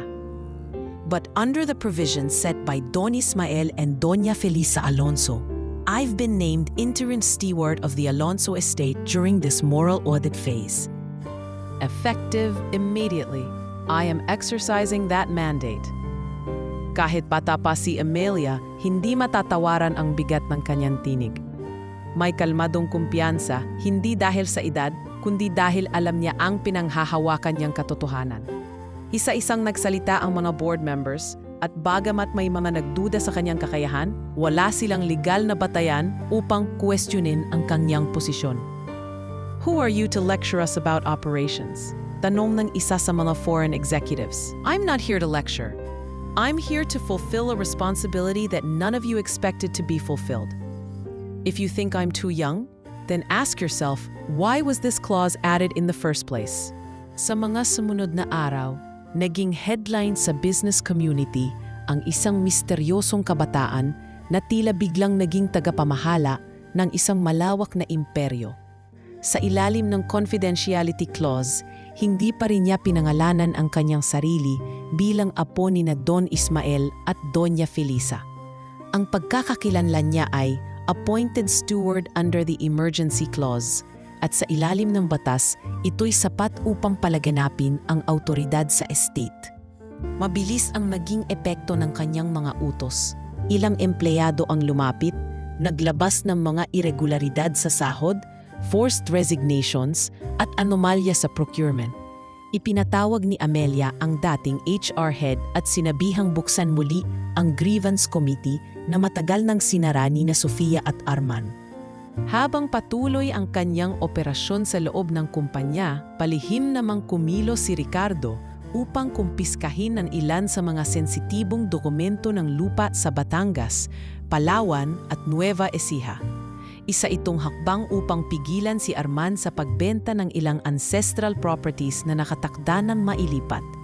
Kinagabihan, nakatanggap ng lihim na tawag si Sofia mula sa kanyang partner sa Zurich. Sofia, your accounts have been flagged. The steward in Manila has frozen the shares. We might have a problem. What steward? What are you talking about? Tanong niya habang halos hindi makahinga. There's a girl named Amelia. She has control. She's invoking the emergency clause. Namutla si Sofia. Amelia, that's not possible. At sa mga sandaling iyon, sa dulo ng kanyang pananahimik, napagtanto ni Sofia na ang batang akala niyang walang halaga, ang batang iniwan sa malayo, ay siya palang magiging ugat ng pagbagsak ng kanyang mga lihim. Habang pinapanood ni Felisa ang anak mula sa CCTV sa mansyon, marahang sinambit ang mga salitang hindi niya inakalang sasabihin niya kailanman. Ngayon, Sofia, matututo kang matalo. At hindi sa galit, kundi sa katotohanang itinuro ng anak mong itinakwil. Sa loob lamang ng 2 linggo mula nang iluklok si Amelia bilang interim steward ng Alonso Estate, mabilis na nagbago ang ihip ng hangin sa loob ng mansyon. Ang mga dati tahimik na bulwagan, pinamumugaran na ngayon ng mga abogado, auditors, at dating empleyado na bumalik upang ibunyag ang mga katiwalian ng mga tagapagmanang anak ni na Don Ismael. Hindi pa rin nagpapakita ang mag-asawa sa publiko. Nanatili silang lihim sa kanilang tirahan sa Tagaytay, tahimik na nagmamasid, ngunit matatag sa pagsuporta sa mga hakbang ng apo. Si Amelia, bagamat may kaba, ay naging simbolo ng bagong sigla sa gitna ng kabulukan. Sa ilalim ng kanyang pamumuno, muling binuhay ang dating grievance committee ng estate. Isa-isang lumapit ang mga manggagawang matagal nang tinanggal, pinabayaan o tahimik na tinakot upang huwag magsalita. Isa sa mga unang nagsampa ng formal na reklamo ay si Mang Jerry, ang dating katiwala ng ancestral lot sa Batangas. Ginamit ni Attorney Arman ang lupa para sa personal na proyekto niya. Hindi po siya nagpabayad pero ginamit ang lupa bilang collateral sa sarili niyang utang. Nang magtanong kami, pinagbantaan kami ng private guards, sabi ni Mang Jerry sa harap ng legal board ni Amelia. Pinanood ng publiko ang viral na video ng hearing kung saan tahimik lang na nakaupo si Amelia habang nakasuot ng simpleng blazer at pantalon. Sa kabila ng kabataan, taglay ng kanyang presensya ang bigat ng pangalan ng pamilyang Alonso. Matapos ang formal na reklamo ni Mang Jerry, sumunod ang iba pang dating empleyado. Isa na rito ang dating accountant na si Miss Lally, na naglabas ng ebidensya ng fictitious companies na ginamit ni Sofia upang ilipat ang corporate shares sa Zurich, Singapore at Dubai. May resibo, may emails, may bank transfers, lahat ay documented. Ginamit ang pangalan ni Doña Felisa sa mga peke nilang resolusyon kahit wala na siya sa bansa. Nakasaad sa documents na authorized daw si Sofia kahit wala siyang hawak na board appointment. Paliwanag ni Lally sa press briefing. Sa gitna ng mga pagsisiwalat, naglabas din ng press statement si Amelia. Ang layunin po ng lahat ng ito ay hindi para sirain ang pamilya. Ito po ay upang iligtas ang pangalan ng aking mga lolo't lola na itinuring ng publiko na simbolo ng dangal at malasakit. Hindi ako narito upang ipahiya ang aking mga magulang, kundi upang ayusin ang kanilang iniwang gulo. Ngunit hindi naging madali ang pagsulong ng katotohanan. Sa ikatlong linggo ng imbestigasyon, pinatawag ng media si Sofia sa isang press conference. Dumating siya na suot ang designer dress, shades at high heels. Sa kanyang tabi ay ang kanyang legal counsel na nagsabing malisyoso at walang basihan ang mga paratang. Ano ang masasabi mo sa mga pahayag ng batang si Amelia? Tanong ng isang mamamahayag. Tinanggal ni Sofia ang kanyang shades at numiti. Una sa lahat, wala akong anak at kung mayroon man, hindi niya ako kilala at wala siyang karapatan na siraan ako sa publiko. Lahat ng pinaghirapan ko ay legal. Bawat galaw ay may pirma at pag-apruba. Ngunit ilang oras matapos ang kanyang pahayag, isang mas matindi ang sumabog. Sa tulong ng isang tech forensic team na pinadala ni Ricardo, lumabas sa social media ang isang video clip na kuha mula sa security footage ng isang opisina sa Zurich. Sa clip, kitang-kita si Sofia na pinipirmahan ang isang fake resolution gamit ang digital signature ni Doña Felisa. Bumaha ang komento sa online platforms. Grabe, nilapastangan ang sariling ina. Ang anak, ginamit ang pangalan ng ina para magnakaw, parang soap opera. Mas totoo pa ang batang steward kaysa sa real hair. Nang tanungin si Amelia sa panig niya, simple lang ang kanyang sagot. I'm not seeking vengeance. I'm just enforcing accountability. Samantala, si Arman ay napilitang lumutang sa isang emergency board meeting matapos mabuking ang kanyang paglabag sa land title law. Ngunit sa halip na humingi ng tawad, dumiretso siya sa pagsisisi at pagde-deny. Lahat ng transaksyong yon ay legal. Lahat ay may board clearance. Ang batang yan ay ginagamit lang ng isang mas malaking plano para bawiin ang kapangyarihang kami ang lehitimong tagapagmana. Ngunit muli, tumugon si Ricardo na siya mismong nagsalaysay ng clause sa testamento. Wala kayong maipapakitang board approval. Ang board na gumalaw ay isang dummy board na itinayo ninyo sa ilalim ng shell company. Ilegal ang lahat ng yan. Ang mas ikinagulat ng publiko ay ang lumabas na ulat mula sa isang NGO na dating katuwang ng Alonso Foundation. Ayon sa kanila, matapos mawala sina Don Ismael at Doña Felisa, bigla ring nawalan ng pondo ang 7 community schools at 3 medical outreach programs. Lumitaw sa audit na ang pondo ay napunta sa consulting fee na pinirmahan ni Raymond. At dahil dito, kinorner ng media si Raymond habang papasok sa isang private club sa Taguig. Raymond, totoo bang ginamit mo ang pondo ng foundation para sa entertainment group mo? Ngunit sa halip na sumagot, sumigaw siya. Huwag niyo akong ikumpara sa kanila. At least ako, may ina akong pinapakain. Hindi ako nagtatago sa mga boardroom. Mas pinili kong tumulong sa taong importante sa akin kaysa pirmahan ang kasinungalingan niyo. Sa kabila ng kanyang galit, sa video ng kanyang sigaw, ay naroroon ang halong lungkot at ang unang palatandaan ng hiya. Sa puntong iyon, hindi na kayang pigilan ng mga tao ang magtanong, sino ang tunay na Alonso? At sa isang huling interview sa radio station, isang tagapangulo ng Civic Foundation ang nagsalita. Ang tunay na Alonzo ay hindi ang may pinakamalaking shares, hindi ang may pinakamaraming property. Ang tunay na Alonzo ay ang may pusong kayang magpakumbaba, magtama ng mali at ipaglaban ang alaala ng pangalan ng kanyang pamilya. Sa ngayon, iisa lang ang nakikitaan namin noon, ang batang si Amelia. At sa katahimikan ng gabing iyon, habang pinagmamasdan ni Don Ismael at Doña Felisa ang mga ulat sa TV, magkatabi sa iisang silya, naghawakan sila ng kamay. Hindi pa tapos ang laban, pero sa unang pagkakataon, may liwanag na lumilitaw mula sa putik. Isa itong liwanag na dinala ng batang kailanmay hindi nila itinanim, ngunit naging bunga ng paninindigan. Si Amelia, ang tanging pag-asang hindi nila inasahan, ngunit pinangarap nilang dumating. Sa sumunod na mga linggo, matapos ang pagsiklab ng mga ebidensya at pagbubunyag ng katotohanan, naging tahimik ang mansyon ng mga Alonzo. Hindi dahil sa katahimikan ng kaayusan, kundi dahil sa bangin ng gulo na unti-unting bumalot sa bawat sulok ng tahanan.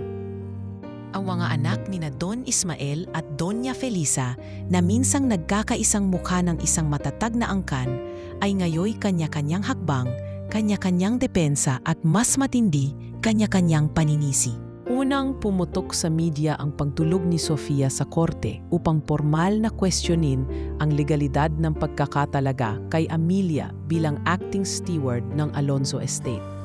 Sa kanyang inihain, binanggit niyang si Amelia ay wala sa tamang edad, walang sapat na karanasan at hindi direktang tagapagmana ng pangunahing mga assets.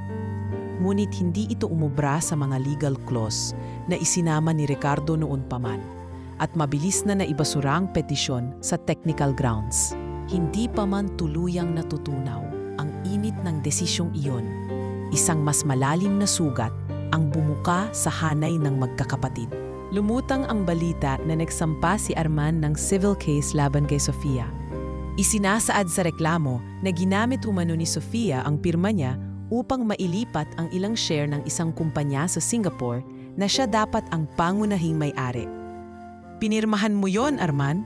Sigaw ni Sofia sa isang leak na video ng confrontation sa boardroom. "Ikaw mismo ang nagsabing okay lang basta hati tayo sa kita.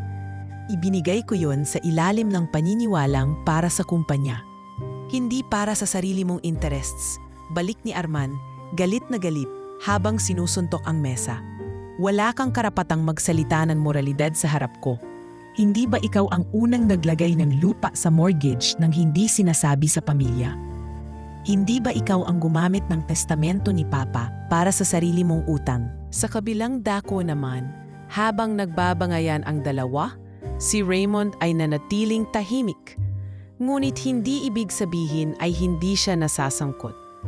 Isang bagong ulat mula sa isang civic organisasyon ang inilabas at nagsabing ginamit daw ni Raymond ang pangalan ng Alonzo Foundation upang makakuha ng sponsors para sa isang gala event na naganap sa isang luxury resort sa Pampanga. Isang event na may kasamang iligal na sugal at escort services. Dumating ang media sa harapan ng bahay niya sa Makati. Hinarang ang sasakyan at pinutukan ng mga tanong. "Raymond, totoo bang ginamit mo ang pondo ng foundation para sa nightlife operations mo? May katotohanan ba na sangkot ka sa money laundering activities gamit ang pangalan ng lolo't lola mo?"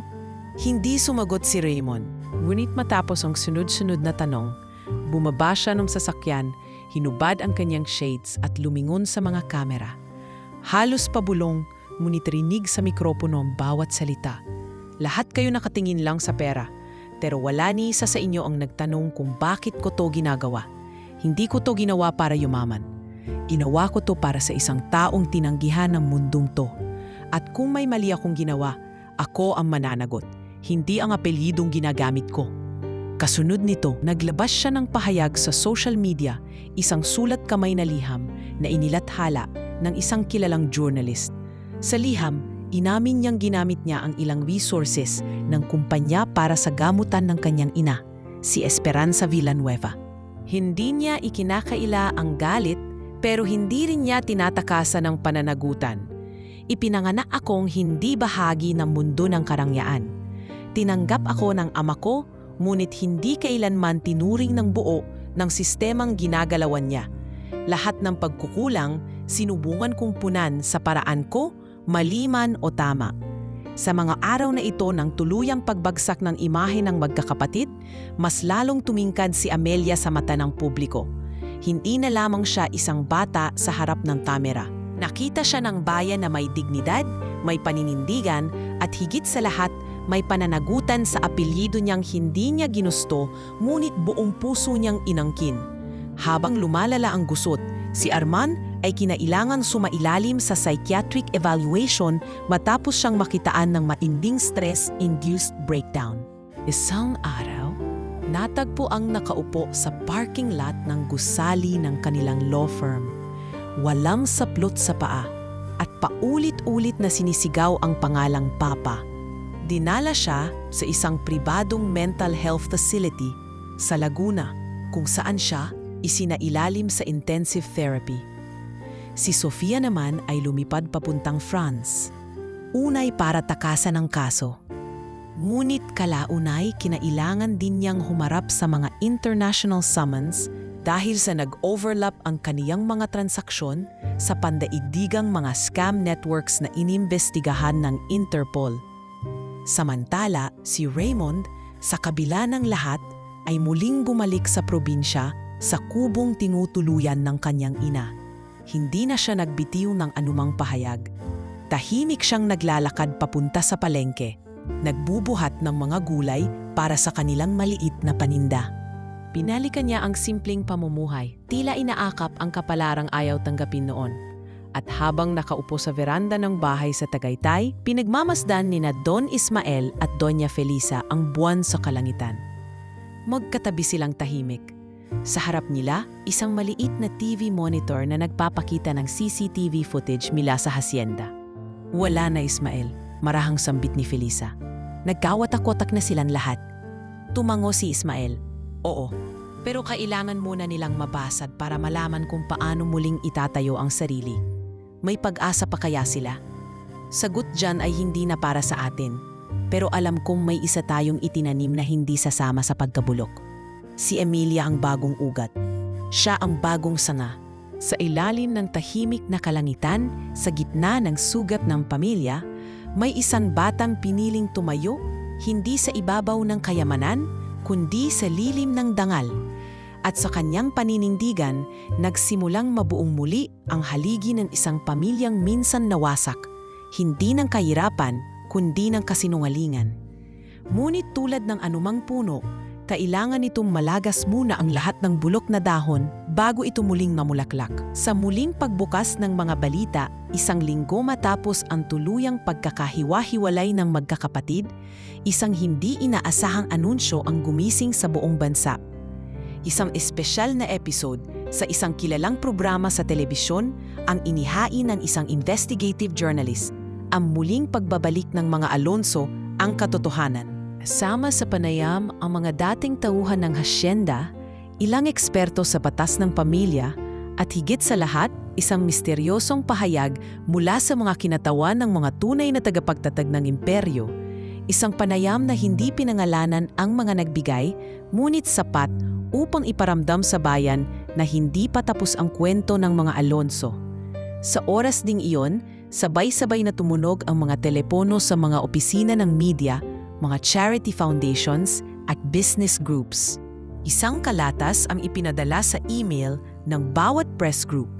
May subject na, Muling Pagbangon, Isang Paanyaya. At sa loob ng ballroom ng isang lumang convention center sa Maynila, muling humarap sa publiko ang 2 taong matagal lang pinag-uusapan, pinaghihinalaan at itinuturing ng pumanaw. Si Don Ismael at Doña Felisa Alonso. Tahimik ang lahat nang dumating sila, naka-wheelchair si Felisa at nakayuko si Ismael. Wala ni isa ang umimik, walang camera flashes, walang sigawan. Tanging ang bigat ng presensya ng 2 taong bumalik mula sa anino ng pagkakalimot. Hindi kami nawala, panimula ni Don Ismael habang hawak ang mikropono. Kami lang ay nanahimik upang subukin, hindi ang aming mga anak, kundi ang sistemang iniwan naming nagpabago sa kanila. ipinakita nila ang mga dokumento, video recordings at transcripts ng lahat ng pangyayaring naganap mula sa araw na nagsimula ang kanilang eksperimento hanggang sa kasalukuyan. Isa-isang ipinirensa ang mga ebidensya ng pang-aabuso sa kapangyarihan, mga peke at di-otorisadong transaksyon at mga kaluluwang tuluyang lumihis sa kanilang pinanggalingan. Hindi namin ito ginawa upang maghiganti. Dagdag ni Doña Felisa, bahagyang nanginginig ang tinig. Ginawa namin ito upang ipakita sa bayan na kahit ang pinakamatatag na pamilya ay kayang masira kung ang yaman ay hindi pinangangalagaan ng dangal. Sa huling bahagi ng kanilang mensahe, isang matinding pahayag ang binitawan ni Don Ismael. Lahat ng ari-ari ang nakapangalan sa amin, ang mga lupain, kumpanya, stocks at kahit ang mansyon ay opisyal na ililipat sa bagong trust fund na pamumunuan ng isang institusyong hindi bahagi ng aming dugo, kundi bunga ng aming konsensya. At sa puntong iyon, tinawag nila si Amelia. Pumasok ang dalagita, payapang naglakad sa gitna ng katahimikan, suot ang simpleng puting dress at sapatos na hindi pang mayaman kundi pang serbisyong publiko. Sa kanyang mga mata ay hindi makikita ang yabang kundi ang responsibilidad. Sa batang ito naming nakita ang gising na konsensya. Sa kanya naming nakita ang mukha ng isang Alonso na hindi nasira ng kayamanan. Ani Felisa habang hinahawak ang kanyang kamay. Itinatag nila ang Alonso Legacy Foundation, isang institusyong hindi pagmamay-ari ng sinuman, kundi pag-ari ng mga layunin. Ang pamunuan nito ay hindi binubuo ng mga anak nila, kundi ng mga dating trabahador, guro, doktor at community leaders na minsang itinuring ng mag-asawa bilang tunay na pamilya. Isinuko ni Don Ismael at Felisa ang lahat ng kanilang legal na kapangyarihan sa business operations. Pinirmahan nila mismo ang deed of assignment sa harap ng media, legal counsel at mga miyembro ng publiko. Ang tanging kondisyon nila, manatili si Amelia bilang tagapangalaga, hindi bilang tagapagmana, kundi bilang tagapag-alaga ng prinsipyo. Ngunit higit pa sa mga papeles, mas naging matunog ang kanilang panawagan sa buong bansa. Kung may anak kayong nagkamali, huwag niyong pagtakpan. Huwag niyong panatilihing buhay ang kasinungalingan sa ngalan ng pagmamahal. Ang tunay na pag-ibig ay kayang humarap sa sakit, kayang umamin sa pagkukulang, kayang lumuhod sa katotohanan. Ani Ismael. Kasunod ng pahayag, hindi na muling nagsalita pa sina Arman, Sofia o Raymond. Si Arman ay nanatili sa therapy center. Si Sofia ay nanahimik sa maliit na bayan sa southern France, malayo sa mga kamera. At si Raymond nanatili sa simpleng pamumuhay sa tabi ng ina niyang si Esperanza, naglilingkod sa maliit na kooperatiba ng mga mangingisda. Sa mga panahong ito, muling nabuksan ang mga pinto ng hasyenda sa mga manggagawang minsang pinalayas. Muling binuksan ang community hospital na isinara noon ni Sofia. Ang mga palayan ay muling nagkaroon ng patubig at ang chapel na muntik ibenta ay ginawang sentro ng paminsang pagtitipon ng mga volunteer teachers na itinatag ni Amelia. Wala nang marangyang piging sa mansyon. Sa halip, tuwing gabi, makikita si Amelia sa veranda, hawak ang notebook ni Don Ismael kung saan nakasulat ang mga prinsipyo ng kanilang pamilya. Isa-isang tinutukoy niya ang bawat nakasulat at isinusulat sa sariling pahina ang kanyang mga plano. Muling itayo ang paaralang libre para sa mga anak ng magsasaka. Ibalik ang scholarship sa mga barangay na naapektuhan ng conversion. Ipatayo ang Alonso Cultural Center kung saan maitatala ang buong kasaysayan ng pamilya kasama ang mga pagkakamali. Sa huling pahina ng notebook may isang lumang sulat mula kay Don Ismael. Kung dumating ang panahong wala na kami at kailangang pumili sa pagitan ng yaman at dangal, piliin mo ang dangal dahil ang yaman nauubos. Pero ang dangal, kahit maputikan, ay bumabalik sa liwanag kapag pinili mong lumakat muli sa tamang daan. At sa gabing iyon, habang lumilipad ang mga alitaptap sa paligid ng hasyenda, habang ang mga dating nilimot na bahagi ng lupa ay muling binubungkal ng mga dating magsasaka at habang tahimik na nakaupo si Amelia sa harap ng altar na ipinagawa ni Don Ismael noong ika-50 taon nila ni Felisa, isang mensahe ang gumuhit sa kanyang puso. Hindi lahat ng pamana ay lupa. Hindi lahat ng pag-aari ay bahay o lupa. Minsan, ang pinakamahalagang naiwan ng isang pamilya ay ang tapang na aminin ang sariling pagkasira at ang lakas ng loob na buuin itong muli sa tamang paraan. Makalipas ang ilang linggo, mula nang isapubliko ni na Don Ismael at Doña Felisa ang kanilang pagbabalik at opisyal na pagsuko ng ari-arian sa ilalim ng Alonso Legacy Foundation, unti-unting gumalik sa katahimikan ang paligid ng hasyenda. Ngunit ang katahimikan ito ay may ibang tinig. Isang tinig ng paghilom, ng pagninilay at ng mabigat na pagsasara ng isang kabanata na puno ng pait, pag-ibig at paninindigan. Sa loob ng lumang silid-aralan na matagal nang ginawang storage, nakita ni Amelia ang isang lumang kahon na may pangalan ni Raymond. Nakatali ito sa dilaw na lubid, may alikabok sa ibabaw at tila matagal nang hindi nabubuksan. Sa tulong ni Mang Ernesto, binuksan nila ito. Laman ng kahon ay ilang lumang notebooks, isang typewriter ribbon at isang box ng cassette tapes. Sa likod ng kahon ay isang sobre na may nakasulat para sa sarili kong katahimikan. Dala ang kahon, dumiretso si Amelia sa maliit na bahay ni Raymond sa gilid ng lumang irrigation canal. Tinanggap siya ng tahimik na lalaki, magulo ang buhok, pawisan at tila payapa na sa bagong landas. Hindi ko inakalang bibisitahin mo ako, ani Raymond habang pinupunasan ang kanyang mga kamay mula sa buhangin ng isimentong daan na tinatapos niya kasama ng ilang dating trabahador. May nahanap po akong kahon sa dating silid-aralan. Akala ko'y basura pero may pangalan nyo. Sa tingin ko, hindi ito para sa basura. Tugon ni Amelia habang marahang ibinibigay ang kahon. Tahimik na tinanggap iyon ni Raymond. Hindi niya agad biyuksan. Sa halip, tiningnan lamang niya ang mata ni Amelia saka siya tumango. Alam mo, Amelia, hindi lahat ng bagay kailangang malaman agad. Ang iba, kailangang matutunang tanggapin kahit hindi buo ang paliwanag. Kung handa ka na pong ikwento, makikinig po ako.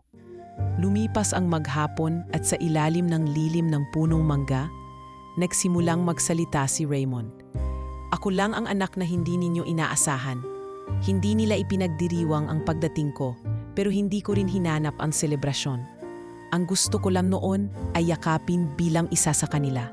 Pero kahit anong pilit ko, palaging may pader. Inalagaan ko ang mama ko nang hindi alam ng iba. Sa tuwing may tinatanggap akong allowance mula sa pamilya, kalahati agad noon nilalaan ko para sa gamot niya. Kalahati para sa sarili kong pakitang tao. Pero ang totoo, wala naman talaga akong gusto sa mga party, mga bisita o mamahaling bagay. Gusto ko lang sana na makilala na kahit isa ako sa kanila. Kahit pa hindi ako galing sa sinapupunan ni Doña Felisa. Hinawakan ni Amelia ang kanyang palad. Kung may hindi man kayo galing sa kanya, tiyak akong may bahagi kayo ng puso niya. At siguro, kaya niyo ako tinanggap dahil kayo rin minsang naging labas sa paningin ng sarili ninyong pamilya. Tumingala si Raymond. At tila pinipigilan ang biglaang pagbagsak ng luha. Ngayon, may bago akong tahanan. Hindi ito mansyon. Wala akong elevator. Pero bawat pako sa bubong nito, alam kong may pinanggalingan. Ako mismo ang naglagay. At bawat sahig na inaapakan ko, alam kong hindi ninakaw. Pinagpaguran. Hindi ko na gustong bumalik sa estate. Hindi ko na gustong makipag-agawan sa anumang Alonso. Ang apelidong yan, Amelia, hindi lang karangalan ang dala. Kasama niyan ang kasalanan. Pero alam ko sa'yo, maibabalik ang tamang timbang ng pangalan natin. Isang linggo matapos ang pag-uusap nilang iyon, formal nang isinumite ni Raymond ang dokumentong nagsasaad ng kanyang pagsuko sa lahat ng bahagi ng estate. Hindi bilang formal na pagtalikod, kundi bilang simbolo ng kanyang paninindigang wala siyang karapatang manatili sa loob ng sistemang winasak din niya minsan. Nagpadala siya ng sulat kina Don Ismael at Felisa. Kay Ma at Pa, hindi na ako babalik sa hapag kung saan ako hindi kailanman naging tunay na bahagi. Pero hindi ibig sabihin ay wala na akong malasakit. Pinili kong manatili sa lugar kung saan ako una ninyong pinuntahan, hindi bilang Alonso, kundi bilang Raymond, anak ng isang babaeng tinanggihan ng lipunan, pero tinanggap ng konsensya ng isang ama. Kung darating ang araw na kailangan ni Amelia ng gabay, narito ako, hindi bilang tagapagmana, kundi tagapagtanggol ng kanyang piniling daan. Nang mabasa ito ni Felisa, hindi siya umiyak. Sa halip, tahimik siyang lumakad papunta sa silid panalanginan ng mansyon, lumuhod at isinulat sa kanyang diary. Ang batang minsang itinuring kong patapon, siya ngayong tanging umako ng kasalanan. Hindi upang ipagtanggol ang sarili, kundi upang aminin ang mga pagkukulang. Raymond, sa puso ko anak pa rin kita. At ngayong araw na ito, hindi ka nalabas. Isa ka na sa mga haliging itinayo ng bagong tahanan. Sa kabilang banda, si Arman ay nanatili sa kanyang therapy facility. Dahan-dahang bumabalik ang kanyang katinuan. Ngunit ang kanyang pananahimik ay nagsilbing marka ng isang pagsisising hindi kailangang isigaw. Tuwing Biyernes, tumadalaw si Ricardo, nagdadala ng mga libro at minsan ay kasamang nobela ng kanyang ama na hindi nito kailanman naipasa. Wala silang mahabang usapan, ngunit minsang tinanong ni Ricardo, "Arman, ano ang gusto mong gawin kapag tuluyang ka nang lumaya sa mga bigat ng kaisipan?" Mabilis ang sagot ng dating abogado, ngunit marahang tinig. "Gusto kong magturo. Gusto kong ituro sa mga batang abogado kung paanong hindi dapat maging katulad ko." At si Sofia, siya'y nananatiling tahimik sa France. Isang araw, dumating ang isang sulat kay Amelia. Walang lagda, ngunit alam niyang si Sofia ang pinanggalingan. Isang simpleng sulat na may lamang larawan nila noong sanggol pa si Amelia na kargang patalikod sa balikat ni Sofia. Sa likod ng larawan, may nakasulat, "Hindi ko kailanman natutunang maging ina. Ngunit ikaw ang tanging bahagi ng sarili kong pagkatao na hindi ko pinagsisihan. Patawad. Sana balang araw, kahit hindi ako bumalik, maisip mong hindi ko rin ginustong mawala." Sa lumang kabinet ng mansyon, inilagay ni Amelia ang larawan. Hindi sa altar, hindi sa opisina, kundi sa isang kahon na may pangalang para sa mga aninong naiwan. Sapagkat alam niyang hindi lahat ng sugat ay kailangang ipilit pagalingin. Ang iba, kailangang ituring bilang alaala ng pagkatao at ng pagpapatawad na tahimik ngunit totoo. Sa gabi ring iyon, habang pinapatay ang ilaw sa mansyon, isinulat ni Amelia sa kanyang notebook, "Hindi ko napili ang pamilyang ito, pero pinili kong mahalin sila.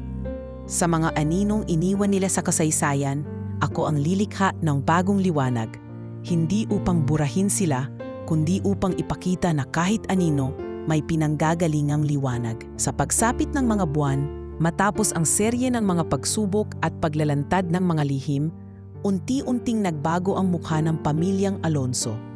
Hindi na ito ang matandang pamilya na pinagmamalaki ng kayamanan, kapangyarihan at mga palasyo. Sa halip, ito ay naging simbolo ng muling pagkabuhay, pagsasakripisyo at tunay na pagmamahal na lumalampas sa dugo't ari-arian. Si Amelia ang naging puso ng pagbabagong ito. Sa murang edad, siya ang naging tagapag-ayos ng mga sirang relasyon, tagapagtaguyod ng mga programang pansamantalang napabayaan, at simbolo ng panibagong pag-asa. Sa ilalim ng kanyang pangangalaga, muling binuksan ang mga paaralan para sa mga anak ng mga magsasaka at mga dating manggagawa sa hasyenda. Ginawa niyang pokus ang edukasyon, hindi bilang luho, kundi bilang karapatan ng bawat bata. Isang araw, habang nagsasalita siya sa isang international forum tungkol sa intergenerational trauma at ethical legacy, sinabi ni Amelia, "Ang kayamanang dapat ipasa natin ay hindi ang mga lupa o salapi, kundi ang aral ng pagkatao, ang tamang paraan ng pag-aalaga sa isa't isa, sa lupa at sa komunidad. Malayo ang nilakbay ni Amelia mula sa maliit na batang tahimik na nag-aalaga ng halaman sa boarding school sa Singapore.